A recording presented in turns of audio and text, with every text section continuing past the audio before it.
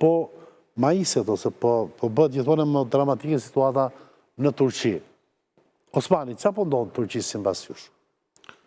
Atëherë, në Turqi është një zhvillim shumë i rëndësishëm sa i përket rajonit, sa i përket Turqisë, sa i përket lindjes mesme, sa i përket Ballkanit, Europës dhe zhvillimin e gjeopolitike ndërkombëtare. Në fakt, të gjitha raportimet tregojnë se atje ka një konflikt ndërmjet presidentit Erdogan dhe liderit opozitës Ekrem Imamoglu.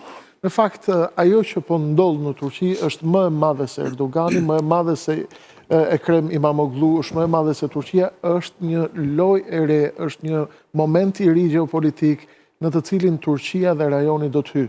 Ka lidhje me riformatimin e lindjes mesme, ka lidhje me riformatime të mëdha, ka lidhje me rivendosjen e ekuilibrave të mëdhej dhe të lojtarëve të rinj, të cilët apo të vjetër, të cilët do të jenë vendimtar në strukturën apo në skeletin e projeksionit të ri, qoftë amerikan, qoftë turk për të ardhmen e rajonit. Jemi 100 vjet pas rënies perandorisë osmane, jemi 100 vjet pas rënies fundit të marrëveshjes Lozanës.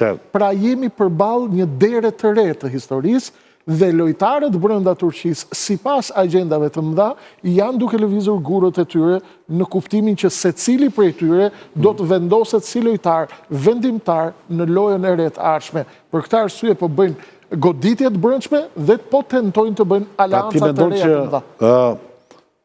Arrestimi i këtij Imamoglus është bërë enkas për të krijuar trazira?